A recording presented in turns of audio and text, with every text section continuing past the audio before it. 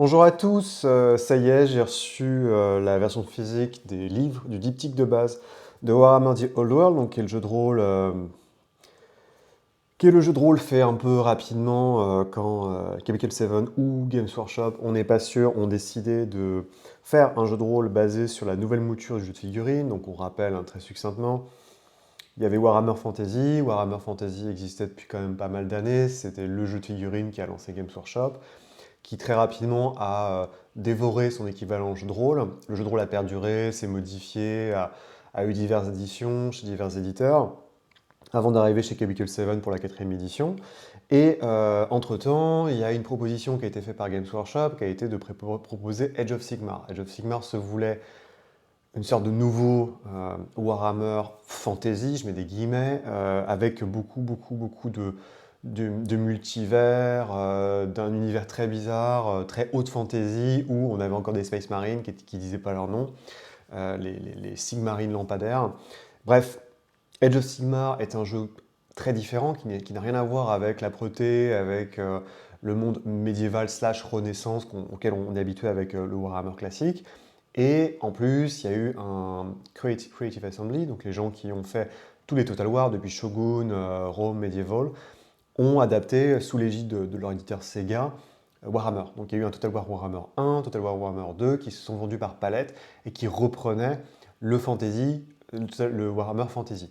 Devant le succès du jeu vidéo absolument démentiel, devant aussi une certaine, disons, certaine remontrance de la part de l'équipe classique, enfin des joueurs de fantasy classique qui se retrouvaient avec des figurines dont ils ne pouvaient plus rien faire, d'une fin d'univers qui s'appelait les End Times, donc la fin des temps, qui était absolument pas ouf. Ou spoiler, trois quarts du vieux monde est zergroché par les Skaven. Games Workshop s'est dit, bon, bah, il y a peut-être quand même du fric à faire sur la table, parce que c'est toujours un peu ça l'idée. Donc on va ressortir Warhammer Fantasy. Mais Warhammer Fantasy, cette fois, ça deviendra The Old World, qui reprend effectivement le vieux monde, mais un peu plus tôt. Contrairement à Warhammer classique, donc la quatrième édition, les vieilles éditions, on ne joue pas sous le règne de Karl Franz, mais on joue quelques siècles plus tôt, juste au moment en fait, où l'Empire est divisé, où il y a trois empereurs qui sont présents. Peu après, donc on est 100 ans après la victoire contre les contes vampires, les invasions vampires, donc tout le monde est content, à l'exception du fait que l'Empire est complètement divisé, et à peine, je crois, 100 ans après le Old World, après ce setting-là, on aura la grande invasion du chaos, l'arrivée de l'Ever Champion, donc l'Archaon de l'époque, et la grande croisade de Magnus le Pieux, qui va aller chercher les ailes pour lui faire un coup de main, avec l'archimage d'Église, la formation des collèges de magie, patati patata. On n'en est pas là. Donc le setting est un tout petit peu différent et je ne sais pas, je ne suis pas dans le secret des dieux, Cubicle 7 ou Warhammer, dans l'idée de faire un deal qui allait durer sur plusieurs années. On rappelle que normalement Cubicle 7 possède la franchise Warhammer en jeu de rôle, à la fois Warhammer et Warhammer 40 000, pour au moins 3 ans. À l'heure où je vous parle, en 2026, on sait qu'ils l'ont au moins pour 3 ans. Donc ça veut leur laisser un petit peu le temps de préparer. Et dans leur petit papier, il y a un nouveau jeu de rôle Warhammer 40 000 qui va s'appeler Horus Heresy, qui se veut plus haute, enfin avec des personnages plus costauds, qui va bientôt sortir normalement cette année ou l'année prochaine. Le problème, c'est que Cubicle 7 et les plannings, c'est très très compliqué. Pareil, je vous rappelle que Warhammer Fantasy 5e édition, le jeu de rôle, devait sortir en décembre dernier. J'avais eu un teasing par email qui avait été envoyé à tous les mecs des médias en disant vous inquiétez pas, dans quelques semaines, on va vous envoyer vos copies. On n'a jamais rien eu, on ne sait pas ce qui se passe, peut-être plus d'informations à la GameCon, donc dans 1 ou 2 mois, qui sait, bref. En tout cas, lui, le jeu de rôle Warhammer The Old World, lui, il est sorti. Au début, comme beaucoup de gens, j'avais énormément d'appréhension. J'ai entre-temps eu la chance avec les PDF de faire jouer la bonne initiation. Moi, personnellement, j'ai passé un très bon moment, mais c'est un système qui simplifie énormément par rapport à Warhammer Fantasy 4, qui est beaucoup moins crunchy, qui est beaucoup plus simple et qui s'inspire un petit peu de Imperium Maledictum et surtout de Age of Sigmar, je parle au niveau du système. Donc j'ai reçu les livres, j'avais déjà fait une longue vidéo sur les 2 bouquins, donc je vais essayer d'être un peu plus rapide. C'est plus pour vous montrer les livres, donc je vais montrer tout le diptyque, sans plus tarder, on commence par le guide du joueur, qui contient l'essentiel des règles. Donc, ça c'est marrant aussi, j'ai oublié de vous montrer. En fait, ça fait... c'est ça ou c'est l'autre? Je crois que c'est ça. C'est censé faire c'est une illustration complète.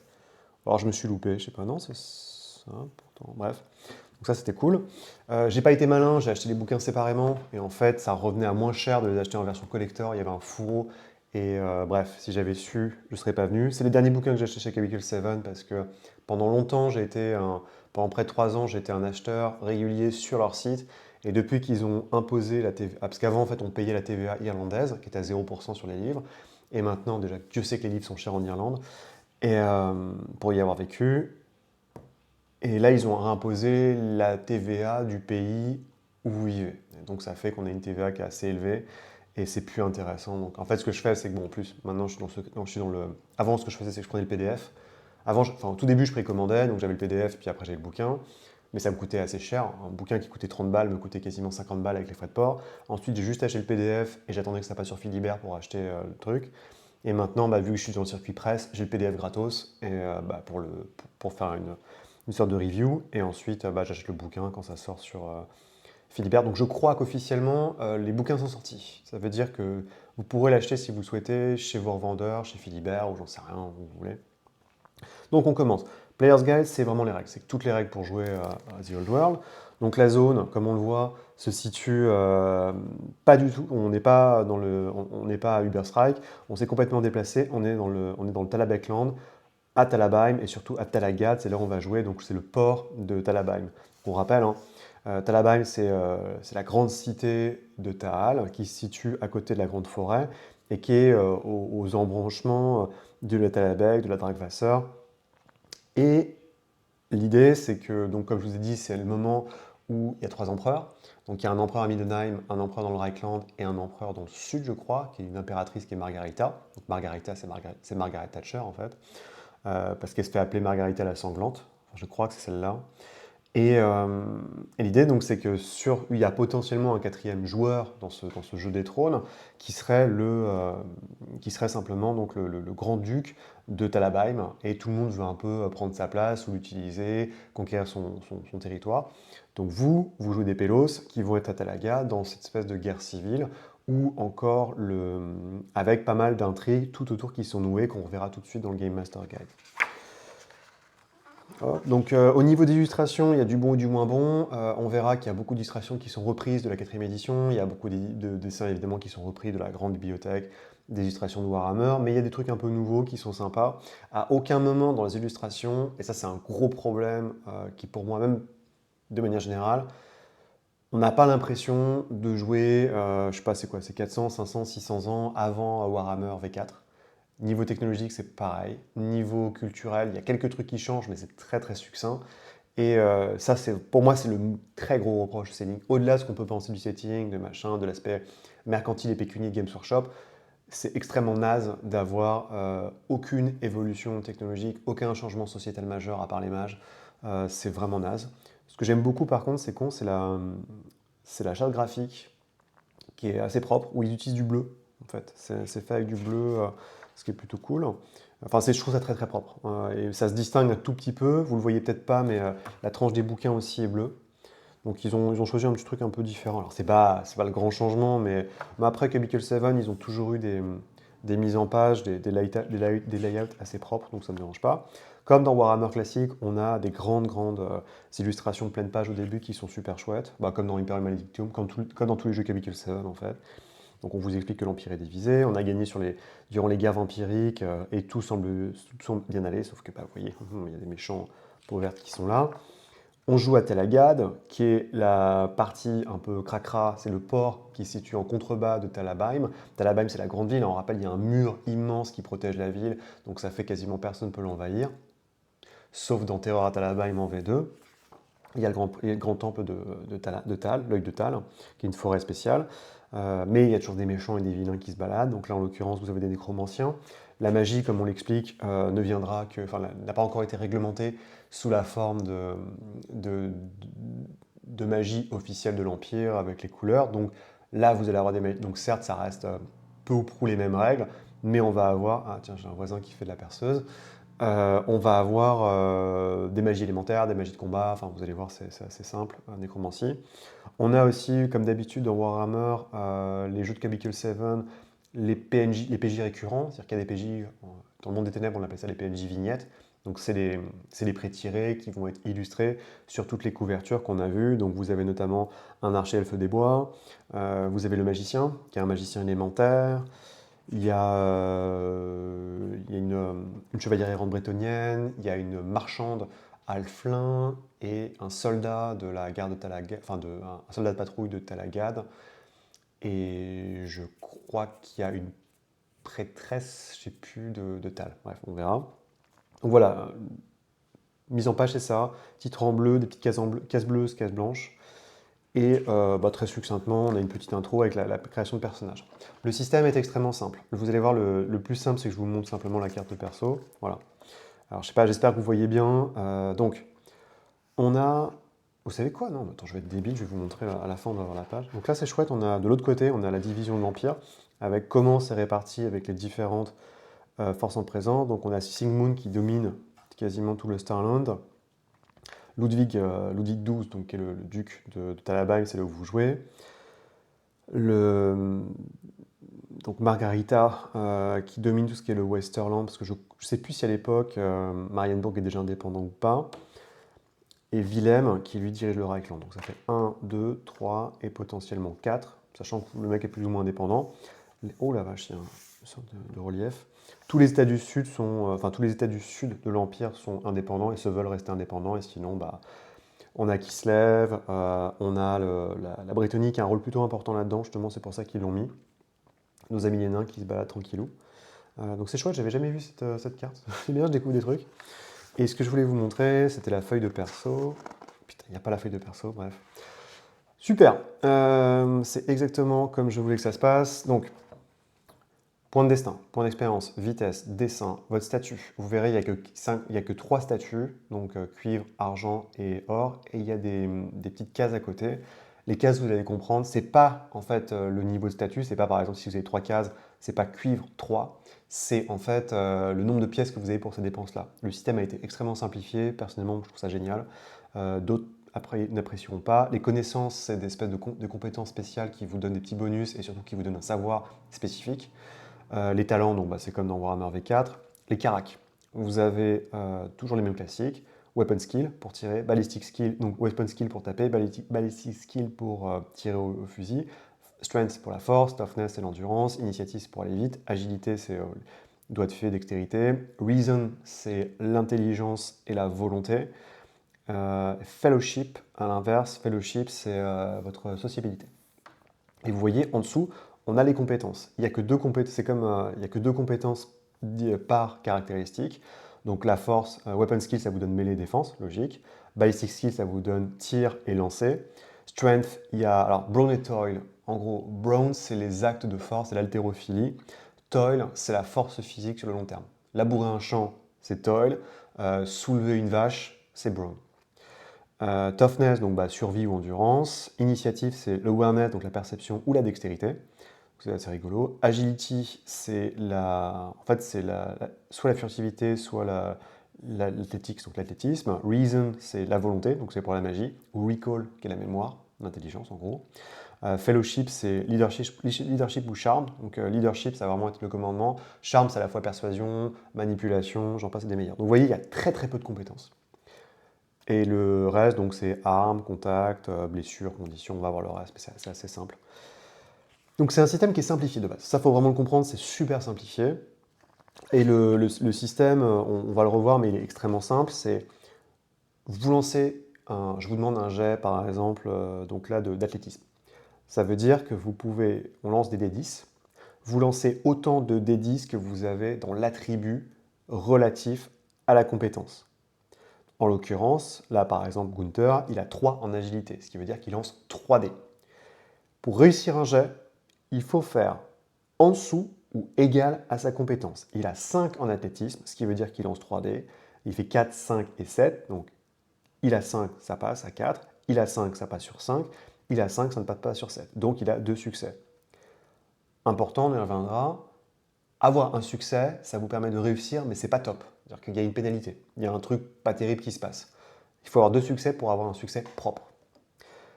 Voilà, donc ensuite on a grand classique, les origines. Les origines vous permettent de déterminer vos statistiques. Donc vous voyez, ça va jamais très haut. Si vous êtes vraiment balèze, vous avez 3. Si vous êtes vraiment mauvais, vous avez 1, ce qui est rare. Donc essentiellement, c'est des 2, vous voyez, il y a des 2 et des 3 partout, sachant que c'est la base. Le point de destin est une caractéristique au début aussi. Vous avez ensuite un modificateur qui est appliqué. En gros, vous avez 3 petits modificateurs à ajouter à vos personnages. Donc vous pouvez tirer au dé ou autrement. Et il y a une origine. Les origines, donc c'est en gros les races. On va voir, donc là on remet vraiment les Bretoniens au centre de la carte. Vous pouvez être d'origine bretonienne, naine, donc en humain au niveau de l'Empire, halflin, haut elfe ou elfe des bois. Les origines vous permettent à chaque fois d'avoir un talent aléatoire qui peut être plutôt sympa. Et généralement, vous avez 2 talents qui vous donnent. Donc ça peut être une origine secrète, ça peut être vous avez un don, donc c'est plutôt sympa. À côté de ça, vous avez des augmentations de compétences, parce que vos compétences au début sont équivalents. Tous vos compétences commencent à 2. Donc de base, vous avez 2 partout, et donc vous pouvez les augmenter où vous voulez. Les savoirs, donc vous choisissez, donc les savoirs, on va y revenir. Mais le savoir, c'est un mot-clé qui n'a pas de point associé, mais qui vous permet 3 trucs. Le savoir 1 vous permet de faire des choses que les autres ne savent pas faire. C'est logique. Si vous avez un savoir de médecine, vous êtes médecin. Si vous avez un savoir en arme à feu, vous savez utiliser une arme à feu. Si vous n'avez pas le savoir en arme à feu, vous ne pouvez pas utiliser une arme à feu. Point. C'est comme ça, ou alors il y a des méga pénalités, mais ça ne marche pas. Et enfin, et ça c'est le plus intéressant, quand vous pensez que le savoir peut être utile pour faire un jet, vous pouvez l'utiliser, ce qui vous donne des dés bonus. Donc en gros, vous avez des modificateurs à vos jets, et les modificateurs se font en ajoutant, si c'est bien, ou en retirant des dés. Donc par exemple, si j'ai arme à feu, donc en black powder, donc arme à noire, si je suis dans une, j'en sais rien, moi, je veux faire péter un bâtiment, je suis pas, je suis pas très costaud, je veux faire péter, je veux faire péter un truc, je vois qu'il y a des barils de poudre, je dis bon bah vu que j'ai barils de poudre, est-ce que ça me donne un bonus pour créer un incendie d'entrepôt? Voilà, c'est aussi con que ça. Donc si le MJ est ok, vous gagnez un dé supplémentaire. Vos origines vous donnent un de ces savoirs-là. Les points de destin, on va y revenir. Des noms. Et on a ça pour tous les types d'origines. Donc c'est très clair, c'est très succinct. Ensuite, les carrières. C'est là où le jeu peut devenir très polarisant. Il y a, à vue de nez, une grosse vingtaine, j'ai envie de dire, de carrières. Certaines carrières, donc vous avez une table par rapport à votre origine, parce qu'évidemment, vous ne pouvez pas être brasseur nain si vous n'êtes pas nain. Les carrières vont définir votre personnage, votre statut social et ce qu'il sait faire. Les carrières n'ont pas de niveau, contrairement à Warhammer classique. C'est-à-dire que vous avez une carrière, très bien, vous la prenez. La carrière vous donne, c'est lié à une origine, ça vous donne un statut. Le statut, il n'y a pas de chiffre associé, c'est juste vous êtes cuivre, argent ou or. Les caractéristiques favorites, donc qui peuvent avoir des augmentations ou des bonus, logique. Les bonus en compétences, donc vous avez automatiquement, c'est les plus 1 qui se déploient sur certaines compétences, c'est logique aussi par rapport à votre personnage. Les savoirs, donc vous en choisissez un quand vous commencez, l'objet que vous avez, l'asset, donc l'asset c'est un atout, ça peut être un objet ou physique ou incorporel, c'est une propriété que vous possédez qui vous donne un gros bonus, mais par contre qui peut être gigantesque. Donc là, pour l'apothicaire, c'est un laboratoire ou une brasserie ou un magasin. Donc c'est pas quelque chose que vous allez emporter physiquement avec vous, mais par contre, quand vous êtes hors jeu, ou quand vous avez besoin de vous déplacer, faire des potions, si vous êtes à côté, c'est très pratique. Les contacts, donc les contacts, c'est quelque chose qu'ils ont mis en place, c'est une manière de rendre le jeu plus dynamique, de vous aider quand vous êtes en galère sur la recherche ou autre, en vous donnant des gens alors, qui vont être plutôt nommés plus tard, qui vont être nommés, on vous en donne tout un paquet pour la zone de Talagad. Et enfin, le talent spécifique que vous avez, qui est vraiment le talent unique qui est lié à votre carrière. Donc par exemple, là c'est recette personnelle. Donc c'est tant que vous avez les bons ingrédients, vous pouvez produire les produits chimiques ou ce qui est nécessaire en un temps record. Quand vous n'êtes pas en pause, donc le downtime, c'est quand vous n'êtes pas en aventure, vous pouvez, à chaque fois que vous vous reposez ou vous posez pendant plusieurs heures, commencer à travailler pour faire une endeavor qui sinon demanderait à être fait hors des aventures. Donc en fait, pendant l'aventure, vous pouvez faire un truc qui n'est pas accessible normalement et qui vous permet de fabriquer une potion, de fabriquer un objet avec craft wrapping. Donc c'est plutôt, évidemment, il vous faut que vous ayez les objets nécessaires pour fabriquer ça, mais si vous les avez, hop là, vous faites ça, vous pouvez préparer votre potion, votre onguent, j'en sais rien, donc c'est assez pratique.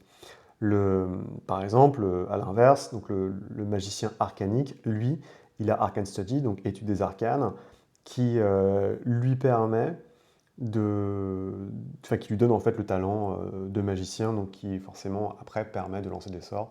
On va revenir. Mais il y en a pas mal qui sont assez différents.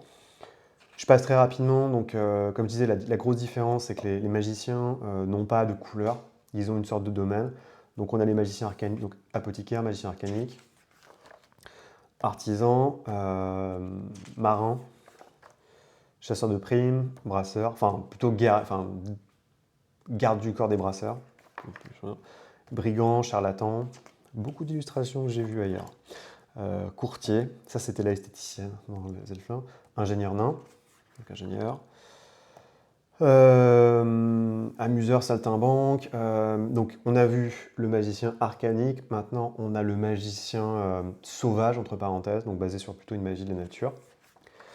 Le chevalier exilé qui est réservé aux Brétoniens, qui implique d'avoir des vœux, un code d'honneur, c'est un peu différent.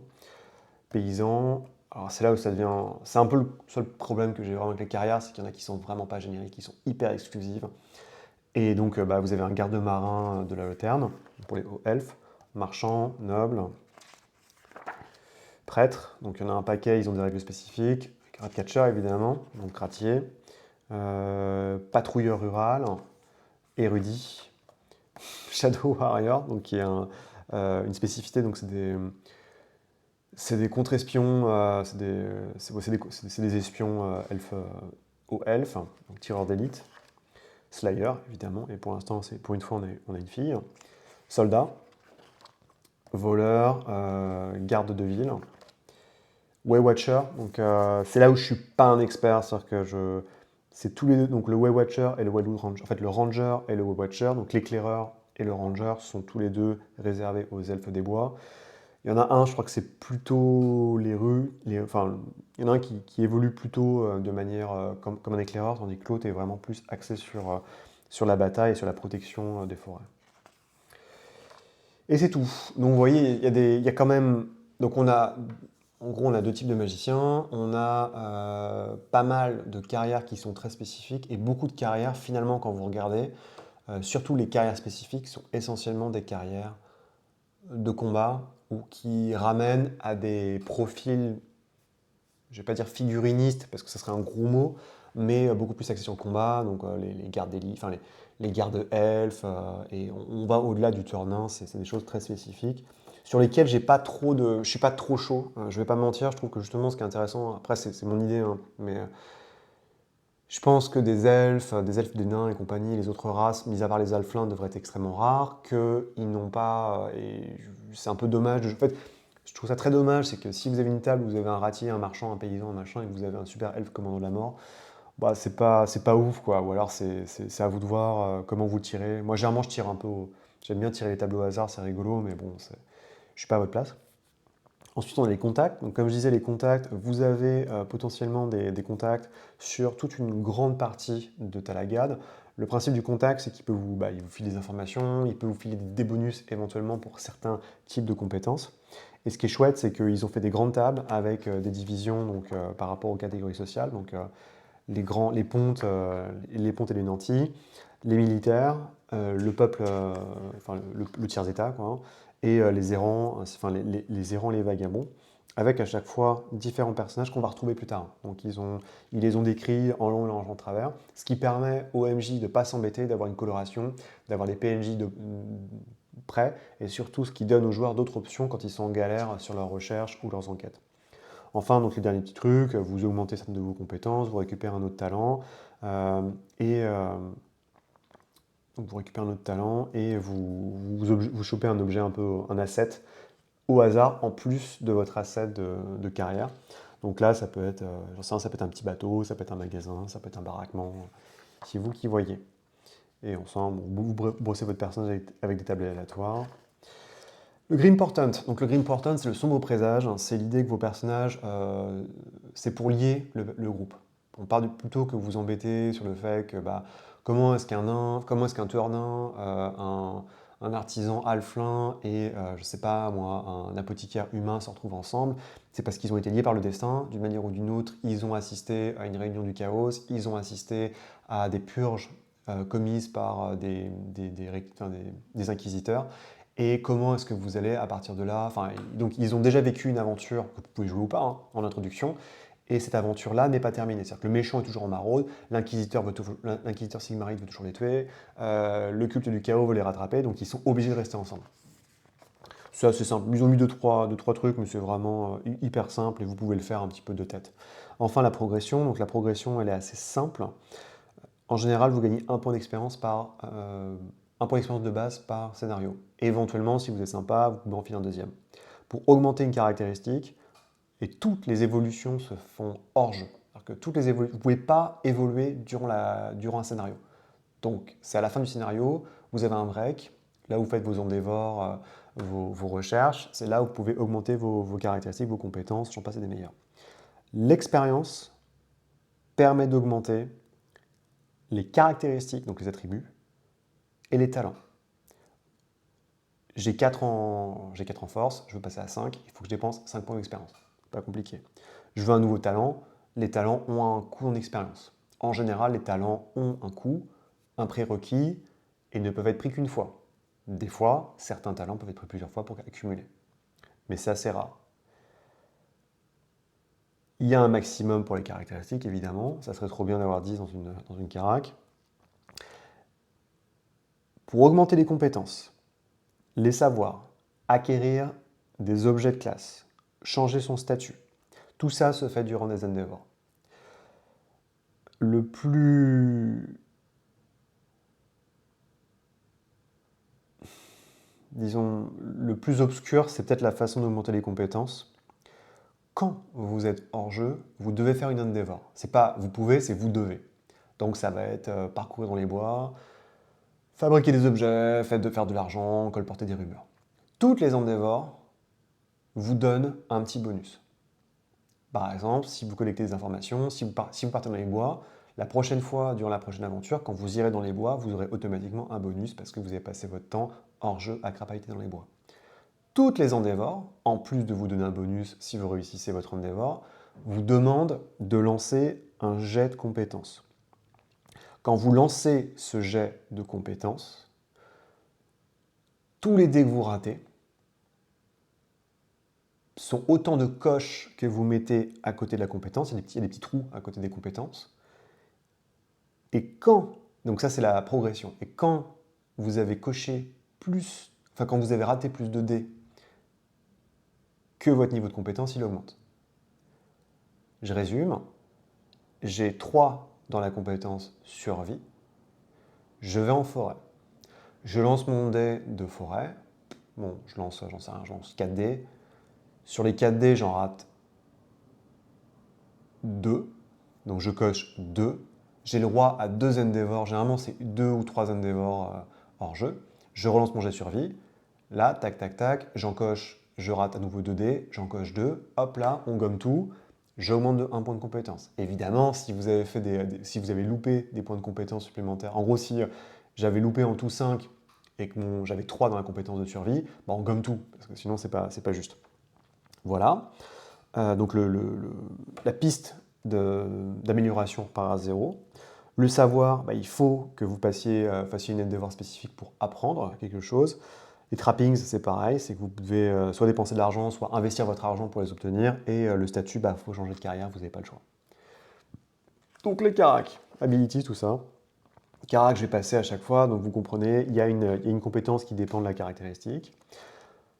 Alors, Quand vous ratez ou quand vous réussissez un jet, je vous ai dit, hein, il faut réussir, il faut faire au moins 2 dés de succès pour réussir proprement. Si vous faites un dé, enfin si vous ne réussissez si vous faites une seule réussite, c'est réussi, mais il y a une complication. Si vous faites 3 dés ou plus, vous pouvez ajouter un truc assez cool. Donc on vous propose, pour chacune des compétences, sauf dans Melee Shooting, parce que ça n'a pas de sens en fait, c'est-à-dire que quand vous faites des bonus, enfin les bonus et complications ne s'appliquent pas, en fait ça n'a pas trop de sens, parce que vous touchez, donc bon voilà. Les dégâts c'est autre chose. On vous propose à chaque fois des complications ou à l'inverse des effets bonus cool. Donc par exemple, Toil, donc nos amis paysans apprécieront. Si vous loupez, bah, vous chopez, enfin si vous réussissez mais pas terrible, vous êtes crevé, donc vous avez la condition éreinté, drained. Si vous essayez je sais pas moi, de recueillir des navets, bah, vous aurez moins de navets. Si vous fabriquez quelque chose, enfin, si vous essayez de bricoler, je sais pas moi, réparer la roue d'un chariot, bah, elle va péter assez rapidement. Elle va marcher un tout petit peu de temps, mais à l'inverse, bah, vous finissez plus tôt, ou vous pouvez filer un coup de main à un pote pour dormir, vous avez plus de navets, ou vous créez un chariot des dieux, j'en sais rien. Tout est comme ça, c'est vraiment malin, on vous donne à chaque fois des petites idées, c'est très très propre. Les talents, donc je vais passer succinctement, c'est exactement comme dans Warhammer V4. Chaque talent vous permet d'éviter une pénalité ou chaque talent vous permet d'avoir un bonus spécifique. Les seuls trucs particuliers, c'est évidemment les talents de magicien qui se prennent plusieurs fois afin d'augmenter votre niveau de magicien et donc de vous rendre plus balèze et d'éviter d'avoir des effets magiques malencontreux. Pareil, Faith. Faith, c'est la foi, donc c'est pour les prêtres. On peut le prendre plusieurs fois. À chaque fois qu'on le prend, on augmente sa dévotion envers son prêtre, donc on peut améliorer, enfin obtenir plus de faveurs. On va voir ça assez rapidement. Il y a quelques talents qui sont spécifiques aussi aux chevaliers errants, aux bretoniens, avec un code d'honneur, notamment Honorbound, qui est hyper vénère. Vous avez un code de chevalerie. Si vous le respectez, potentiellement, vous pouvez passer un de vos dés un de vos jets devenir glorieux. On va y reparler, mais c'est très bien d'avoir un jet glorieux. Et c'est très mauvais d'avoir un des Grim, donc Grim c'est funeste. Donc il y en a un paquet, hein. C'est quand même, ils sont pas moqués de vous et c'est coloré. Donc voilà, le fameux magicien. Vous êtes magicien, ce qui vous permet de lancer des petits sorts, enfin des petits sorts improvisé, mémorisé ou formalisé. Donc on va reparler un peu de ça. Et on peut le prendre jusqu'à 4 fois. Donc le niveau de magicien max, c'est 4, pour aller vite. Les savoirs, donc ce dont je parlais, qui sont subdivisés en différentes catégories. Donc il y a les savoirs académiques, les savoirs culturels, ce qui font exactement ce que je vous ai dit. Donc les lore vous permettent d'avoir des informations obscures qu'on peut vous donner via un jet de recall. Donc recall, c'est la mémoire. Des compétences de spécialiste, donc comme tirer, et un des bonus et éventuellement de petits trucs. Connaissances académiques, donc comptabilité, anatomie, histoire, loi, enfin droit, literacy, donc c'est vous savez lire et écrire. Il faut quand même le prendre, hein, donc c'est assez rigolo, c'est spécifique. Zoologie, les connaissances culturelles, donc une ville en particulier, la pègre, un culte en particulier, vous l'avez automatiquement quand vous devenez prêtre d'un culte en question.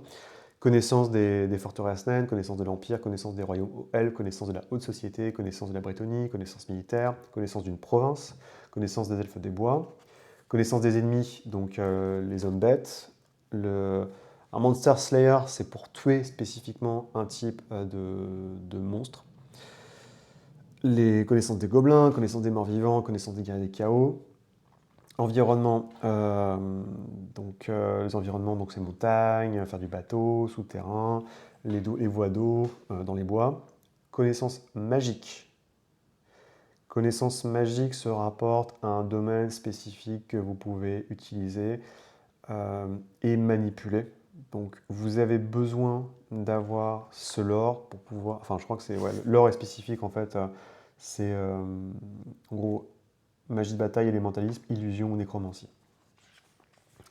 Donc on va revoir, c'est ces différentes catégories de sorts que vous pouvez apprendre, donc c'est pas très compliqué. Les artisanats, donc, enfin les commerces artisanat, donc les arts, poudre noire, concoction, cuisine, ingénierie, ferme, musique, forge et textile. Enfin les statuts, Donc le statut, c'est là où ça devient très rigolo, c'est que c'est extrêmement simple à gérer, vous avez un statut, le fait de négocier avec un mec qui a le statut au-dessus de vous donne des pénalités, le fait de négocier avec quelqu'un qui a un statut en dessous de vous donne des bonus. Le statut vous donne aussi, quand vous commencez chaque mission, chaque histoire, vous avez 3 dépenses de ce niveau-là. Donc je suis noble, j'ai 3 dépenses or.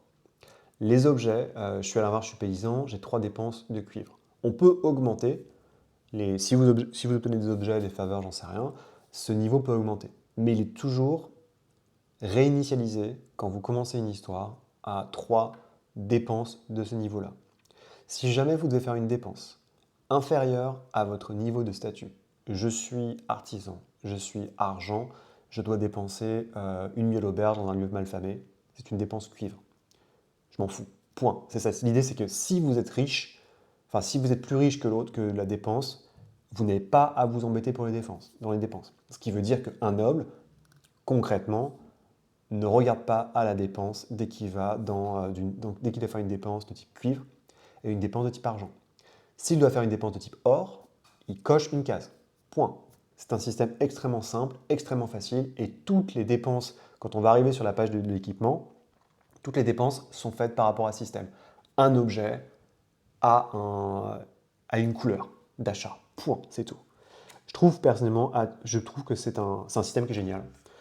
J'aurais aimé y penser avant et ça simplifie quand même beaucoup la vie. Bah tiens, ça tombe bien, on arrive sur l'équipement.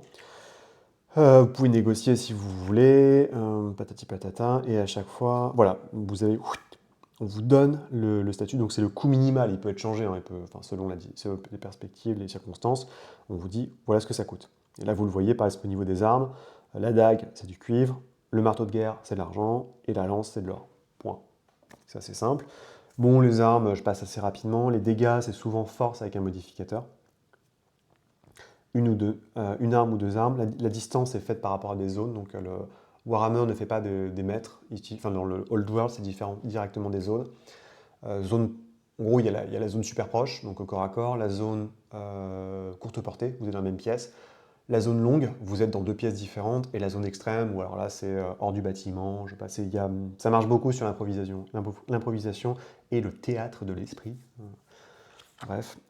Chaque arme a des traits spécifiques, donc c'est pas mal, c'est que certaines armes peuvent vous filer des coups de main. Donc, par exemple, si vous avez la pickaxe, donc merde, je sais plus comment ça s'appelle. En gros, le truc pour miner, vous pouvez l'utiliser comme une arme, mais quand vous faites du toil, ça peut vous filer un coup de main potentiellement pour récupérer notamment une bêche. Si vous avez une bêche, ça fait des dégâts, mais ça vous permet aussi de récupérer des ressources. Certains objets, par exemple, ne sont pas utilisables. La lance, elle fait très très mal quand vous chargez quand vous êtes sur un canasson, par exemple. Arme à distance, donc c'est pareil, hein, il y a des spécificités.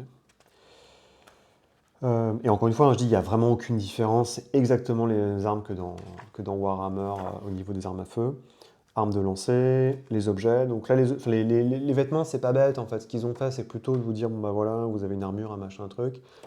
Ils ont beaucoup insisté sur les vêtements que vous portez et comment ces vêtements vous permettent d'avoir des bonus dans des situations différentes. Donc, par exemple, si vous êtes habillé comme un paysan, certes, ça ne vous donne pas d'armure, mais par contre, vous avez plus un dé en charme pour passer pour un innocent.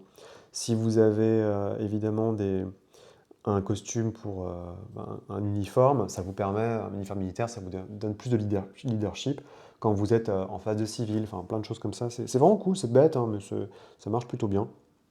Il y a de l'armure, mais elle est assez basse. Hein, ils s'emmerdent pas. Hein, c'est armure lourde, armure légère, basta. Hein, ça vous fait l'armure, c'est basé sur votre toughness, avec un petit bonus potentiellement. Les kits, c'est pareil, hein, c'est pour vous donner c'est pour permettre de faire certains tests comme du crochetage ou assimilé. Les trades, donc c'est pour vos différents types de commerce et pour votre travail. Et généralement, donc combien ça coûte de dépenser pour un plat, pour faire appel à un spécialiste, pour vous déplacer. Et les assets. Donc les assets sont vraiment, il y en a énormément. Donc on a tiré avant, on avait les assets de compétences, de carrière, des assets donnés au hasard à la fin de la création de personnage. Donc ça peut être des animaux, donc un petit chien vicieux. Ça peut être des bâtiments carrément. Donc vous avez une armurerie, un théâtre, qui sait, et les autres. Donc des trucs complètement généralement intangibles mais qui ont un très bon effet positif. Donc une identité secrète. Une carte des mondes racines, donc qui vous permet de communiquer, enfin pour les elfes, savoir en fait comment communiquer avec la telle Lorraine, une tresse, une armure de plate, ce qui est extrêmement rare, un objet hérité de vos ancêtres. Non, c'est très chouette, hein. Les règles, hein. Donc les règles, je vais passer sur la base, je vous l'ai expliqué. Donc vous lancez vos dés, vous lancez autant de dés que vous avez dans la caractéristique, et vous devez faire en dessous ou égal à votre compétence. Il y a des modificateurs qui peuvent s'appliquer, évidemment, selon les circonstances, selon les compétences, selon l'équipement. Ensuite, les Grim and Glorious, ça c'est important. Le jeu, donc vous savez, il y a toujours une petite notule en dessous des jeux Warhammer, c'est marqué Grim and Dark Adventures, machin, donc c'est sombre et périlleux, voilà, c'est ça, c'est aventure sombre et périlleuse. The Old World, il n'est pas sombre et périlleux, il est sombre, non, pardon, il est périlleux et glorieux. Il est périlleux et glorieux parce que le glorieux, c'est le mot-clé. L'idée, c'est qu'on n'est pas encore, il n'y a pas eu encore la grande attaque du chaos, il n'y a pas eu encore Magnus le Pieux, donc c'est le moment où tout est assez chill, entre parenthèses, dans l'Empire, et c'est encore l'âge des héros. Et l'âge des héros, il est défini par ce type de dé qui est les dés glorieux. Le principe du dé glorieux, c'est que, avec certaines compétences, dans certaines situations où tout va pour le mieux, où vous êtes en position de force, ou alors vous avez une intervention divine, ou alors vous avez un talent qui se déclenche. Par exemple, vous êtes l'exilée bretonienne et vous devez protéger la veuve et l'orphelin, et vous avez le droit, une fois avec votre talent par séance, d'activer un jet glorieux quand vous vous battez dans des circonstances comme ça, ou vous dépensez un point de destin. Le jet devient glorieux. Le jet glorieux, ça veut dire quoi? Ça veut dire que vous faites un jet, tous les échecs, vous les relancez. A l'inverse, vous l'avez sûrement compris, le dé périlleux, c'est quand la situation est contre vous, vous devez relancer, vous faites un jet et vous devez relancer tous les succès. Ce qui évidemment est très très casse-gueule et généralement s'applique dans des situations catastrophiques et terribles. C'est tout bête, beaucoup de règles régissent ces deux types de dés, et éventuellement le MJ peut les déclarer. En général, ne le faites pas, parce qu'il faut que ces jets restent assez quand même succincts. Moi, dans le Seigneur la boîte d'initiation que j'ai fait jouer, c'était essentiellement les joueurs qui le faisaient, par les règles. J'ai peut-être fait un ou deux jets Grim quand la situation était désespérée, mais c'est très très rare. Mais c'est cool, ça donne un petit peu un côté assez chouette. Donc il y a des jets opposés, les exacting tests, donc c'est les jets allongés, où vous devez étendu, vous devez faire plusieurs succès, vous devez atteindre un total en fait longuement. Donc on a une petite table toute nette pour expliquer ça. Les points de destin, vous pouvez les utiliser, les cramer. Si vous les cramez, ils disparaissent, par contre ça fait un effet majeur. Si vous les utilisez, vous les avez plus jusqu'à la prochaine séance. Je crois que c'est la prochaine séance. Donc, dépenser du destin, ça vous permet de rendre le jet glorieux. Faire une seconde action, on n'a qu'une seule action par tour normalement. Ou agir comme permettre aux autres joueurs de fuir. En effet, le système de combat par zone fait que quand vous voulez sortir d'une zone où il y a un méchant en face de vous, immédiatement, si vous fuyez, vous pouvez vous faire toucher et vous pouvez subir une condition qui est broken, où vous fuyez désespérément. Le fait d'activer en fait une arrière-garde avec ce point de destin permet de n'avoir aucun malus, aucune pénalité dans la fuite, donc c'est très utile. A l'inverse, donc brûler du point de destin, c'est encore pire, donc ça peut être juste automatiquement réussir un jet, annuler une blessure que vous venez de subir, ou alors sacrifier votre vie pour la stand, où là vous faites une action d'éclat, qui est évidemment à réserver à la fin. Donc voilà, au niveau du combat, donc c'est exactement ça, vous avez des zones, zone courte, zone longue, et à chaque fois, l'idée c'est que dans votre tête, il faut que vous soyez clair sur les zones en distance, avec vous et avec les joueurs, et le déplacement de zone va impliquer justement différentes règles. Donc la course vous permet si vous courez, votre action c'est de courir, vous vous déplacez de deux zones, donc ça vous permet de rattraper un ennemi par exemple, ou de fuir. Le fait que vous soyez dans la même zone permet de vous battre au corps à corps, évidemment. Et les zones sont les suivantes, donc c'est des portées en fait. Portée courte, donc vous êtes au corps à corps, portée dans la même zone. Là, vous pouvez rapidement arriver en un mouvement sur l'adversaire et utiliser une arme à feu. Portée moyenne, où là, faut hurler, faut parler très fort pour que la personne vous entende. Vous êtes de l'autre côté d'une pièce, portée longue, donc c'est 2 zones d'écart. Là, vous pouvez uniquement, il faut vraiment hurler pour se faire entendre. Pour envoyer un objet, faut faire de l'athlétisme et jeter un truc. Et extrême, c'est plus de 3 zones. Généralement, les portées, c'est pour les armes et les armes à feu, les armes à distance. Vous l'avez compris. La vitesse, donc, qui dit simplement le type de manœuvre que vous pouvez faire et éventuellement, donc, est-ce que vous êtes en train de vous dépasser, combien de zones vous pouvez, combien de zones vous pouvez passer. Donc, par exemple, les créatures rapides peuvent bouger sur une longue portée. Donc, une longue portée, c'est 2 zones. Donc, en fait, hop, ils bougent 2 zones s'ils se mettent à courir. Donc, c'est beaucoup plus rapide qu'un mec normal qui fait une zone par zone en temps normal. Différentes difficultés que vous pouvez mettre par rapport au champ de bataille. Donc, est-ce qu'il y a de la couverture? Est-ce que le terrain est difficile? Est-ce qu'il y a des dangers? Comme du gaz ou j'en sais rien. Action de combat, très simple. J'attaque, je tape. Help, c'est je file un dé à un pote pour lui filer un coup de main. Improviser, c'est vous voulez faire quelque chose, vous ne savez pas trop quoi, vous proposez une magie. Une manœuvre, donc les manœuvres elles sont assez simples, c'est vous courez. Ça vous permet de faire 2 zones, marcher 2 zones au lieu d'une. Charger, vous foncez, donc vous êtes près d'un ennemi. Vous n'êtes pas déjà au corps à corps, hein, mais il faut que vous êtes à moyenne portée, hop, vous foncez, tac, vous chargez, ça vous donne des bonus. Mais par contre, si vous ratez votre coup, vous êtes potentiellement staggered. Si vous réussissez, vous faites très mal. Vous déplacez discrètement, ça va de soi. Faire attention, donc si jamais vous êtes dans un marécage, dans une zone dangereuse, ça vous permet d'éviter les problèmes du terrain difficile. Et recovery, donc le fait de la récupération. La récupération vous permet donc soit vous enlevez l'effet staggered sur vous ou sur un allié qui est proche, soit vous remontez, vous êtes par terre, vous vous relevez. Vous retirez un de vos dés de votre pool de miscast si vous êtes magicien, parce qu'en fait dans ce système-là, quand on lance de la magie, qu'on accumule des 9 sur ces jets, chaque 9 devient un dé de miscast, et quand vous avez plus de 9 que votre niveau de magicien, vous vous prenez un miscast dans la tronche, donc c'est une manière de vous décharger. Ou alors vous récupérez un objet, vous buvez une potion, j'en sais rien. Bon, jet d'attaque, c'est assez facile, hein, c'est un jet en opposition, donc attaque d'un côté, défense de l'autre, vous avez des bonus, des malus qui s'appliquent. Si vous ratez, ça c'est important, si vous êtes au corps à corps, et pas à distance, hein, si vous êtes au corps à corps et que vous loupez votre attaque, potentiellement vous êtes staggered. Staggered, c'est un effet qui ne fait rien, c'est juste que vous êtes ouvert. Si jamais vous devez subir un autre staggered, donc en gros, si jamais vous faites une nouvelle attaque et que vous loupez, à ce moment-là, vous allez avoir un seul effet. Et l'effet du staggered est lié, en fait, c'est en gros, si je vous tape une fois, si vous loupez votre attaque, vous êtes staggered.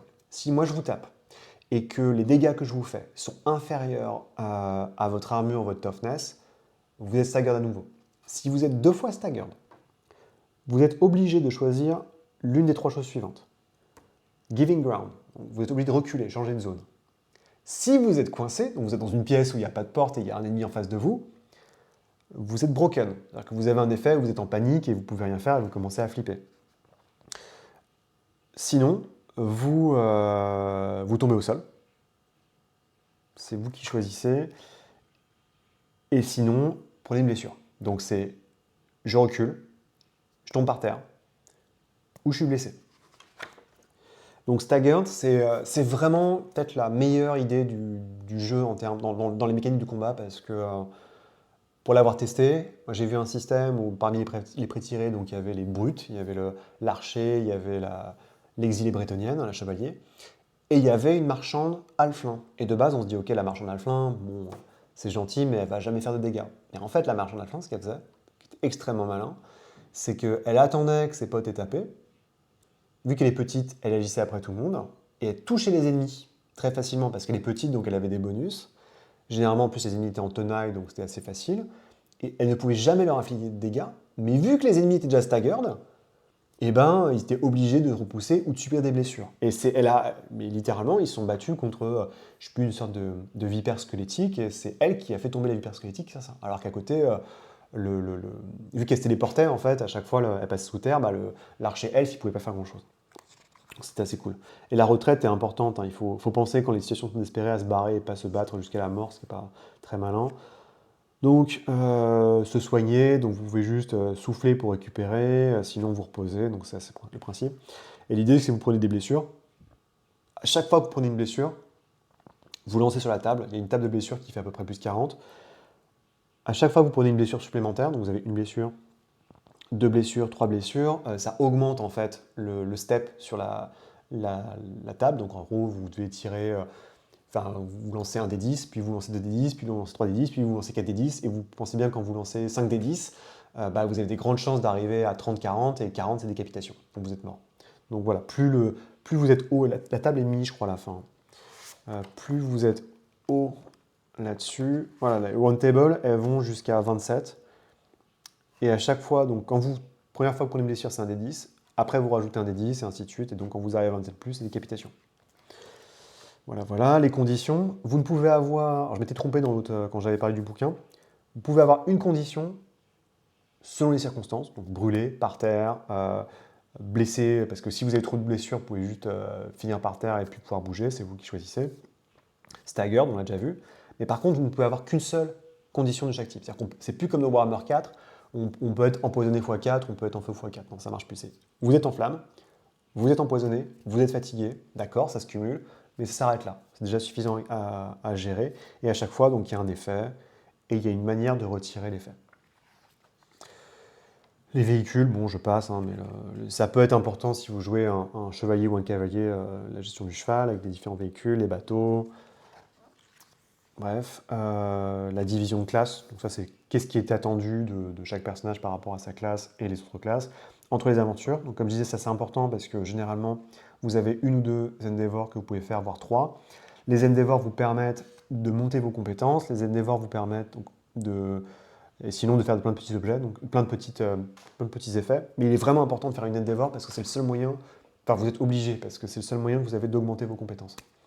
Et à chaque fois, vous avez des compétences qui vous sont suggérées par rapport à ce que vous faites. Donc l'Endeavor vous donne un bonus si vous réussissez vos jets de compétences.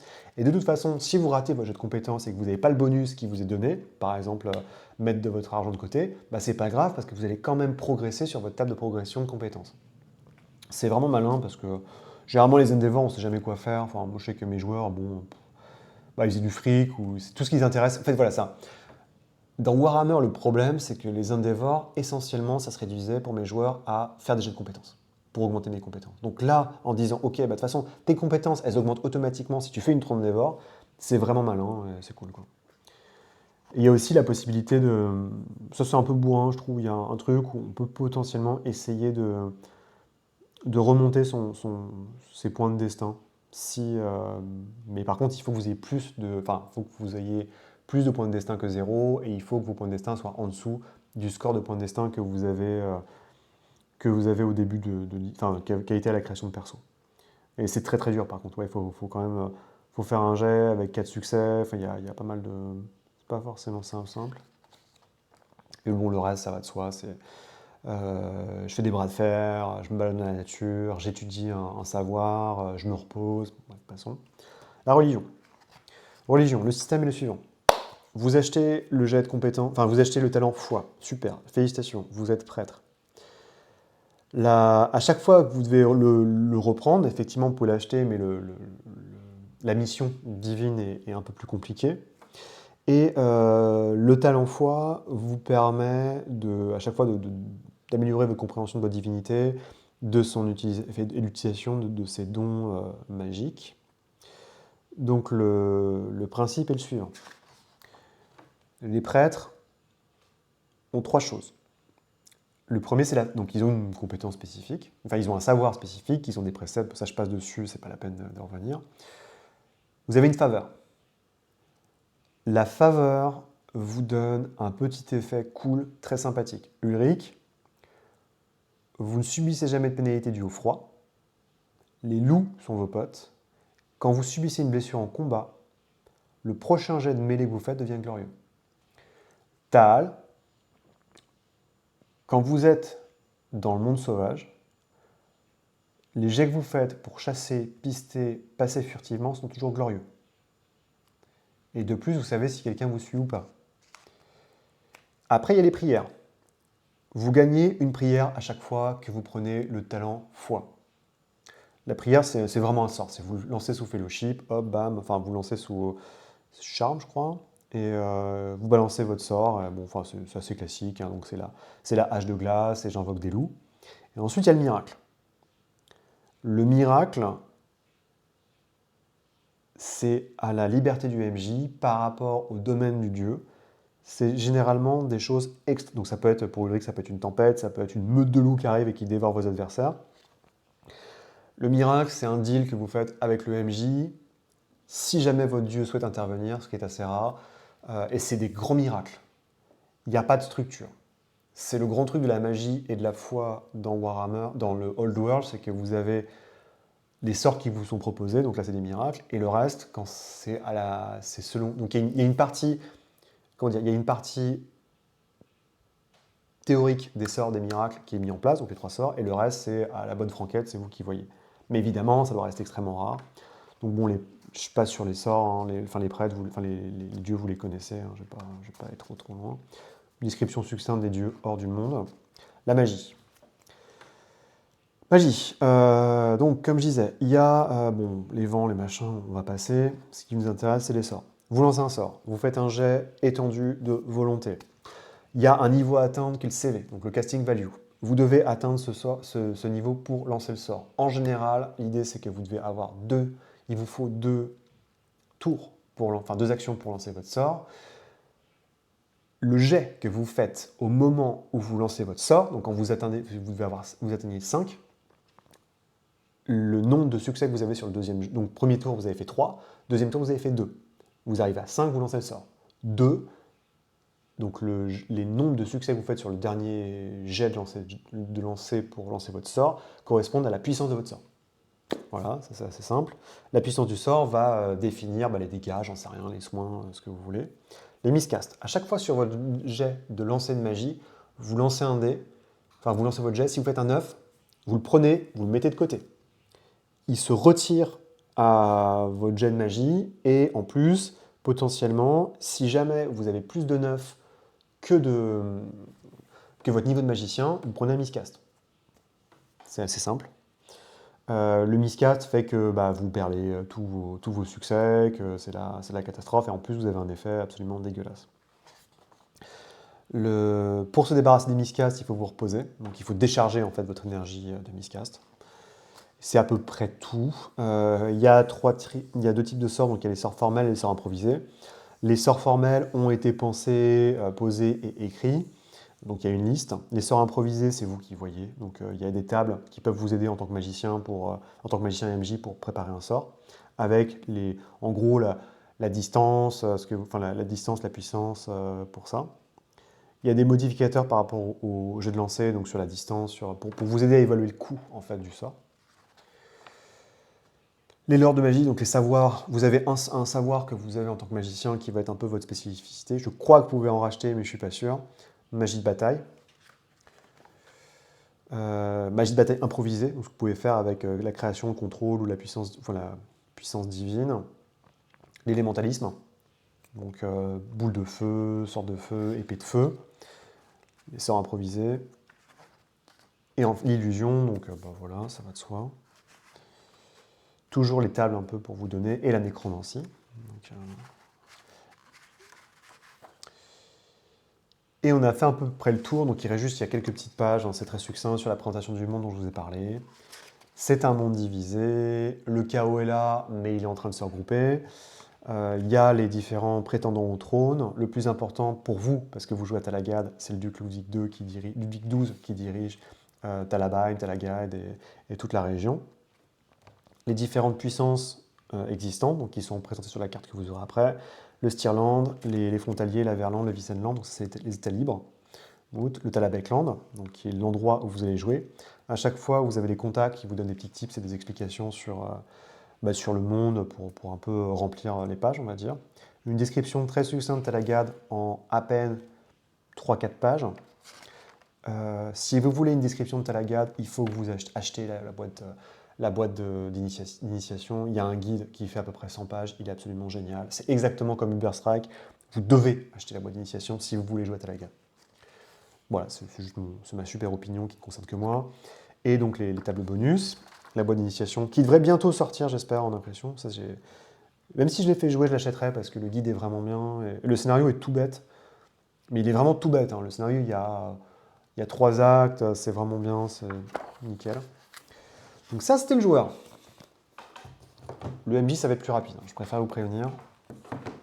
Guide du MJ, tout ce dont vous avez besoin pour le MJ. Waouh, génial. Donc ça change pas trop. Alors, des petits bis sur l'histoire. Talagad, description plus en profondeur de Talagad. Description qui est assez dense quand même, avec les us et coutumes, la loi, qui dirige les différents quartiers, le marché, les docks. Encore une fois, même si c'est présent, là c'est 20 pages. Dans le starter kit, il y a 3 fois ça. Donc c'est quand même beaucoup mieux. Les Grim Portent, donc les pistes d'introduction pour lier votre personnage. Donc comme je disais, vous êtes poursuivi par une méchante répurgatrice, et à chaque fois il y a des petits indices où il y a une étrange malédiction qui a été mise sur vous par une sorcière, la sorcière est morte, et pourtant tous les gens que vous avez croisés, qui ont subi la malédiction, commencent à mourir un par un. Comment est-ce que vous faites pour rester en vie à la façon de destination finale? Après, vous pouvez en inventer, hein, c'est pas très grave. Les contacts. Donc tous les contacts qu'on a vus, qui ont été décrits succinctement dans le livre du joueur, ici sont développés. On a une page à chaque fois par contact avec ce qu'il cherche, la compétence que vous pouvez utiliser pour vous entraîner ou pour lui demander un coup de main, comment gagner les faveurs qu'il a, les besoins qu'il a, les ennemis, ses alliés. Et un secret plus ou moins graveleux. Donc on va avoir des baronnes, on va avoir des magiciens. Alors oui, il n'y a pas d'académie de magie, mais il y a l'Exon Guild, qui est une sorte de guilde qui regroupe tous les intérêts des magiciens entre eux. Des nains, des elfes, un capitaine des gardes, un chasseur, prêtresse d'Ulric.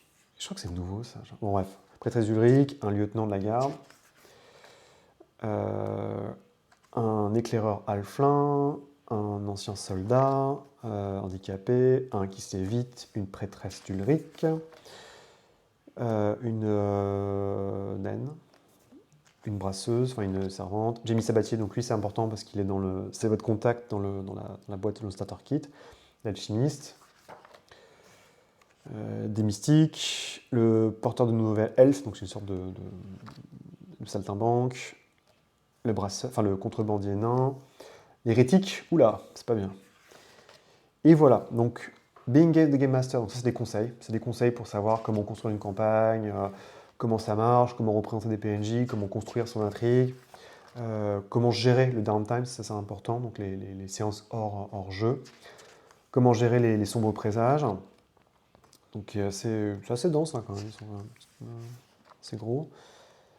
C'est sympa, c'est pas des mauvais conseils, ils sont plutôt pas dégueulasses, c'est bien foutu, ça mange pas de pain. Les sombres fils. Donc les sombres fils, c'est Dark Threads, ça c'est super important. Enfin, c'est super important si vous voulez créer une campagne et pour comprendre ce qui se passe. C'est vraiment malin. C'est la trame de tout, c'est la sombre trame de tous les PNJ et les méchants importants dans la zone.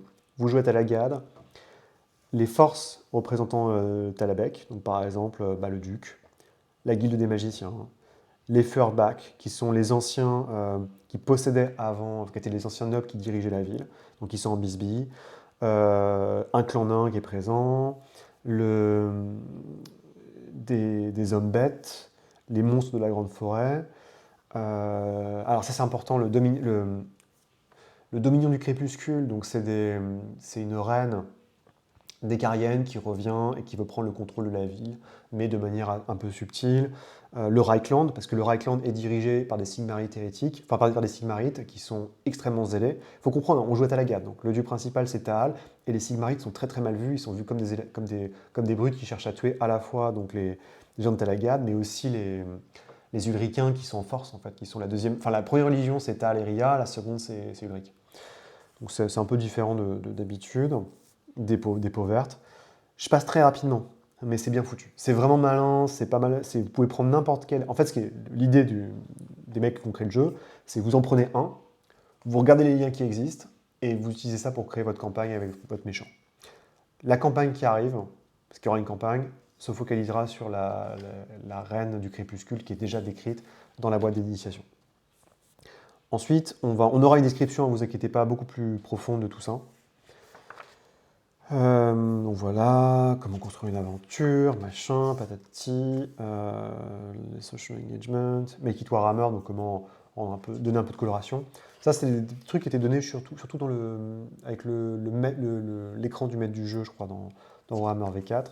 Comment rendre les combats plus intéressants, comment apprendre le jeu aux gens, faire des jets de compétences, bon, bref, ça vous commencez à savoir. Les événements à la GAD, donc c'est juste des petits événements qui peuvent se passer, des grosses tables en veux-tu en voilà, avec potentiellement des contacts qui peuvent rentrer en jeu dans l'événement spécifié. La corruption, donc ça c'est nouveau. La corruption est gérée essentiellement comme dans Ravenloft. Alors moi je parle de Ravenloft, je parle de la version 3.5, à savoir, vous êtes face à un événement de corruption, vous faites un jet.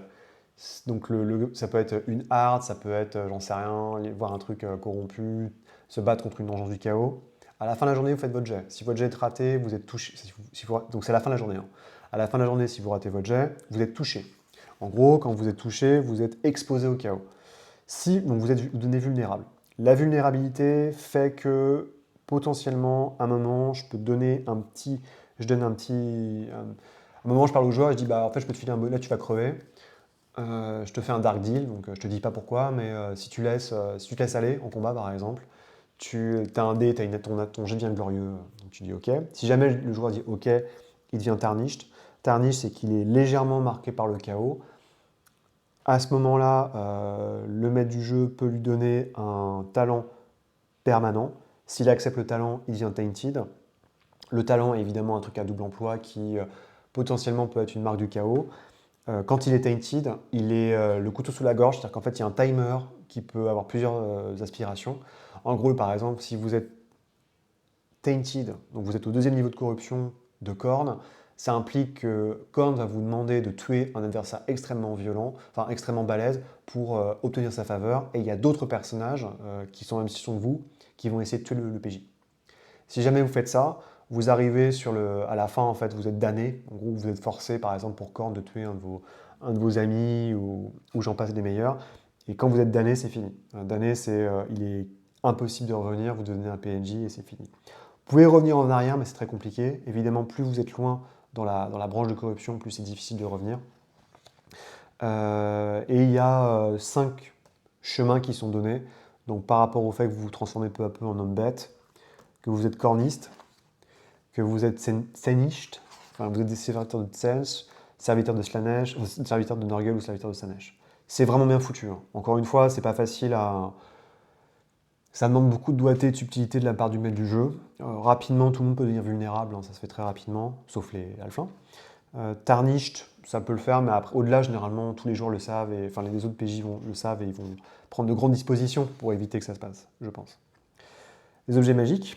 Donc, objet magique, c'est facile, hein, c'est des objets qui ont une particularité très spécifique. La hache du bourreau, c'est une hache qui fait mal, et si jamais vous avez en face de vous un mec qui est au sol, si jamais vous le tapez, si jamais vous le tapez, vous faites un jet grim, donc périlleux pour le toucher. Si vous le touchez, le mec est décapité. Point. Bon, beaucoup d'autres réjouissances, je passe, hein. Il y a des armes, des armures, des objets arcaniques, des talismans, j'en passe des meilleurs. Généralement, les objets magiques ne sont pas si puissants que ça. Ils ne sont pas maudits, mais ils ne sont pas si puissants que ça. Ce qui reste un petit peu dans la volonté d'épurer l'équipement et tout ce qu'il peut y avoir, enfin l'équipement, en fait l'importance de l'équipement dans cette version du Vieux Monde. Et ensuite, on a la moitié du bouquin, tout ce qui reste, sur les alliés et les antagonistes, qui regroupent concrètement tous les profils de PNJ, de monstres que vous allez croiser. Il y a 4 types de PNJ, c'est un truc que j'avais vu la première fois, je crois, dans Chin, si je me rappelle. Les larbins, les minions. Les minions, ils prennent une baffe, ils prennent une blessure, ils sont morts. Enfin, ils sont hors jeu, quoi, c'est vous qui voyez. Les brutes, ils ont plusieurs blessures, et généralement, selon le nombre de blessures qu'ils ont subies, leur profil change. Ils ont un modificateur qui s'applique. Les champions, donc les champions, c'est comme vous. Ils ont exactement les mêmes règles, les mêmes stats que les joueurs. Les monstruosités sont monstrueuses, elles sont gigantesques, elles sont terribles, elles font peur. Quand elles se déplacent, elles écrasent tout sur leur passage. Vous ne pouvez pas les faire reculer. Enfin, si vous pouvez les faire reculer, mais elles subissent pas de pénalité parce qu'elles s'en foutent. Et le pire du pire, c'est qu'elles peuvent être montées généralement par des champions. Donc c'est encore pire. Les profils. Donc la description se fait au fur et à mesure par rapport aux factions que vous avez vues dans la sombre trame, avec à chaque fois beaucoup, vous voyez, de pistes, de méthodes, d'explications sur les profils avant de vous donner les profils.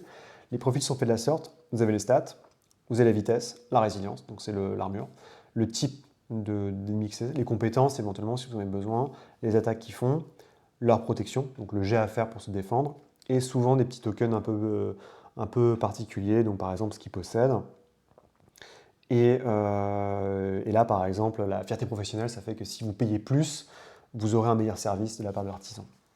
Bon, c'est très spécifique. Là, c'est vraiment le b.a.-ba du PNJ, mais il y a plein de choses. Des gardes, des officiers de l'Empire, les chevaliers, évidemment, un prêtre de Thal, les ogres et les alflins, donc les petits et les grands, qui vont ensemble avec les profils. Donc là, vous voyez déjà l'ogre qui est une brute, c'est pas le même profil, hein. Donc c'est marrant, il est rapide, parce qu'il est grand, il a une grosse armure, et selon, quand il est à 0 wound, il a des stats normales, quand il subit une ou deux blessures, il passe en vitesse normale, et quand il a subi 3 blessures, pouf, il est capoute. Il a par contre des stats, enfin ils ont des petites, c'est pas des talents, mais en gros c'est des règles spéciales qui sont énumérées là-dessus. Et je peux vous dire, pour la faire fait jouer, que ça, avoir toute la description des règles, c'est c'est euh, c'est absolument capital. Ça, moi, ça m'a changé ma vie. Dieu sait que j'aimais pas. À la fin, j'en pouvais plus des règles de Warhammer 4. J'avais envie de me taper la tête contre les murs. Et vraiment, quand j'ai fait jouer la bonne initiation, putain, qu'est-ce que c'était utile. Quand vous avez la vipère squelette ou je sais pas quoi, vous avez toutes ces règles. Qu'est-ce que c'est bien. Qu'est-ce que c'est bien, quoi. D'avoir tout au même endroit, pas être obligé d'aller chercher dans les bouquins, c'est un must. Nos amis les nains, quelques elfes. Alors, sachant qu'il y a une sorte de patrouille de Serac qui protège les bois, qui est une faction politique un petit peu importante. Les Brétoniens, si vous en avez besoin. Ensuite, donc l'Osterlund, qui est l'un des grands méchants dirigé par Sigmund, qui essaie de prendre la main sur Talabecland, avec notamment, il y a une compagnie de mercenaires qui est là pour essayer de vous pourrir la tête, les fameux projets d'Auckland. Les Chevaliers du Loup Blanc, qui servent forcément à Sigmund, donc c'est vos potes, mais pas complètement. Très beau dessin de prêtre guerrier d'Ulrich. Le Reichland, avec nos amis les Sigmarites, qui sont là clairement les bad guys dans l'histoire, avec les flagellants, les chasseurs de sorcières. Sachant que oui, il y a beaucoup de magiciens à Talabheim, donc à Talagad aussi, ce qui fait que ça attire beaucoup les gens. Ça tombe bien, on parle des sorcières et des sorciers. Donc les astronomes qui sont plutôt des... Je crois que c'est plutôt la magie... Enfin, je sais même pas ce que c'est, je pense que c'est la magie élémentaire, mais je suis pas sûr. La sorcière des bois, le démon... Donc non, ça je crois que c'est des profils en fait que vous n'avez pas, vous. C'est un peu différent. Donc les astronomes, c'est les magiciens célestes, mais je suppose qu'on ne peut pas vraiment les jouer. Par contre, ils ont des profils de sorts qui sont peu ou prou identiques à ce que vous pouvez trouver, mais c'est des panachages en fait. Le céleste, il fait à la fois de la magie d'illusion et de la magie élémentaire. La sorcière, le démonologue, donc eux peuvent invoquer des démons, qui sont des règles que vous n'avez pas, vous. Nécromancien, donc ça vous pouvez potentiellement jouer. Les objets, enfin les montures, donc les chevaux, les chiens, les araignées géantes. Hop là, je passe la page. Le Razorgore et les ours. Ensuite, on arrive sur nos amis les hommes bêtes, avec notamment donc le cerf enfin, la harde de guerre du cerf massacré, avec tous les profils de gore, ungore, les montures du chaos, les bestigores, j'en passe des meilleurs, les minotaures qui sont des très très gros trucs. Et enfin les dragons ogres, qui je crois... Non, c'est encore des vrais. Il me semblait qu'il y avait des... Donc c'est toujours des profils de brutes. Mais il me semblait qu'il y avait des... Donc le vrai chaman qui est un champion, donc qui est joué comme vous. Les chieftains, donc les chefs de Hard. Ouais, c'est le Gorgone, ça c'est une monstruosité. Donc vous voyez, déjà ils ont 6 points de vie. Ils ont de la régénération, ils ont de l'attaque. Lui, il active sa régénération quand il commence à subir des blessures. Et généralement, ils sont très très très costauds. Vous voyez, ils ont 7 d'armure. Ils tapent force, ils ont 6. C'est assez vénère. Et quand ils tapent, ouais, 6d6, ça commence à être vraiment costaud. Nos amis les orques et les gobelins, donc les peaux vertes, avec une tribu qui vous est donnée proche. Il y a un peu tout ce qu'il faut, le boss, les morts-vivants, qui sont avec notamment donc, le dominion du crépuscule, les fantômes, les spectres, quelques vampires qui se baladent. On a un profil de vampire nécrarque qui est plus ou moins en alliance, voire opposé à la reine du crépuscule. Les liches, parce qu'ils sont assez... Ouais, tombe liche, seigneur des tombes, ça commence à taper. le dragon squelette, et les grands monstres de la forêt que tout le monde essaye de tuer ou de protéger selon que vous soyez elfe ou créature du chaos. Hippogriffe, les grands cerfs, les griffons, et puis un dragon de la forêt que tout le monde cherche mais personne n'a trouvé, et vu la tronche des stats, vaut mieux pas le trouver. Les grandes wyvernes, et nos amis les trolls, avec la sorcière, la guenaude troll. Quelques géants. Les esprits de la forêt, donc c'est les sprites, et on a même un loup-garou qui se balade. Et on a fait le tour avec à la fin donc double page de références de règles. Il y en a plus hein, dans la boîte d'initiation, il y a 6 pages de références de règles, donc c'est recto verso. Parce qu'il n'y a pas les règles de magie, il n'y a pas les trucs comme ça. Voilà, voilà, donc on a quand même réussi, hein, finalement, mine de rien, j'ai fait le diptyque, je sais pas combien de temps j'ai pris, mais ça a été assez grand. Donc n'hésitez pas, hein, je l'ai déjà fait en PDF, hein, et la version que j'ai fait, les vidéos que j'ai fait en PDF sur ces 2 bouquins étaient beaucoup plus importantes. Là, je suis allé assez vite parce que c'est du sentier battu que j'ai déjà retracé.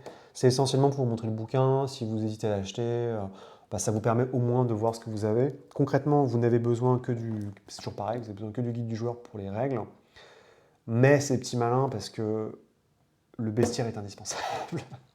Donc bah ouais, désolé, vous avez... Généralement, ouais, je vous dirais, prenez juste le guide du joueur, mais... ou alors, vous prenez juste en PDF le Game Master Guide et vous le gardez à portée durant votre partie pour avoir les profils de monstres. Parce que ce qui est vraiment essentiel là-dedans, c'est les profils de monstres. Le reste, bon, c'est sympa, quoi, mais c'est pas nécessaire. Mais le profil, ouais, la moitié du bouquin, c'est quand même les profils de monstres, donc c'est un peu dommage de ne pas avoir ça. Et puis voilà, hein, c'est tout. Moi, je suis... Alors, évidemment, c'est mon ressenti personnel. Je suis très très fan des règles. Je suis très très très fan des règles, ça marche très bien. J'ai qu'une hâte, c'est qu'ils sortent le bouquin. Là, il y a un supplément qui s'appelle Talaga d'aventure qui va sortir avec 5 scénars.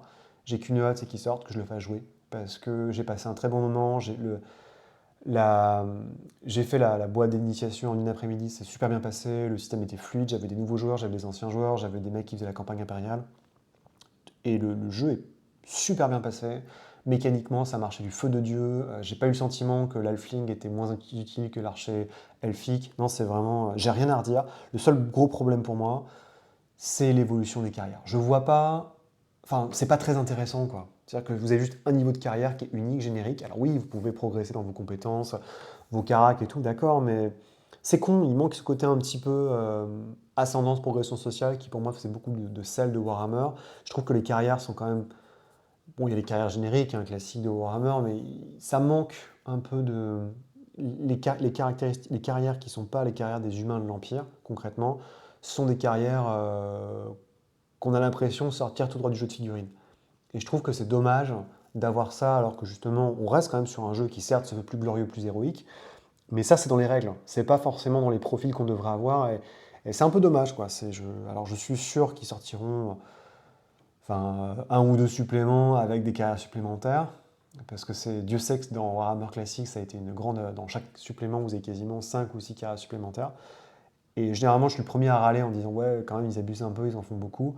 Là, je pense que ce serait une bonne idée de sortir quelques-unes quand même. Donc voilà, ce que je pouvais vous dire en tout cas sur le diptyque de Warhammer, donc le guide du genre, le guide du maître.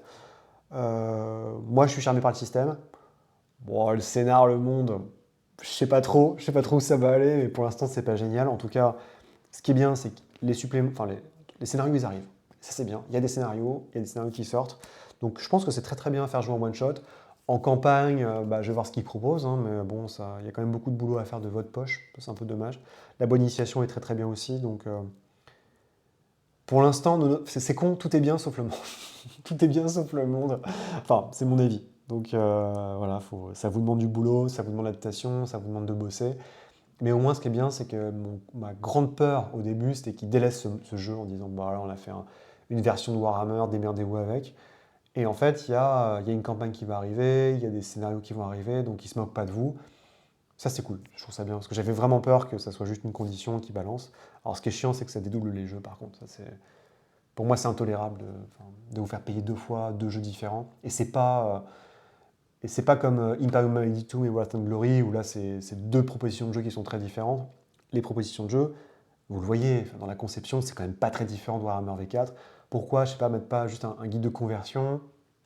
Alors, je sais qu'il y a la V5 qui arrive de Warhammer, mais bon, ça sera à mon avis assez crunchy. Donc c'est un peu dommage, quoi. J'ai un peu, devoir acheter 2 jeux, je trouve que c'est un peu beaucoup. Bref, en tout cas, de ce que j'ai eu moi, j'aime beaucoup. Je pense que je continuerai à l'acheter et surtout à le faire jouer. Et ça qui est important, c'est que si vous achetez juste un jeu pour le faire, pour l'acheter, bon voilà, c'est pas ouf. Mais si vous le faites jouer, c'est que c'est pas un si mauvais jeu. Et en tout cas, de la seule séance que j'ai fait jouer jusqu'ici, je trouve qu'au niveau du système, ça roule beaucoup mieux que Warhammer V4. Et Dieu sait que Warhammer V4, pour avoir fait la campagne impériale, j'ai beaucoup donné et à la fin, j'en pouvais plus. Voilà, en tout cas, c'est tout pour aujourd'hui. J'espère que ça vous a plu et à très bientôt. Allez, salut!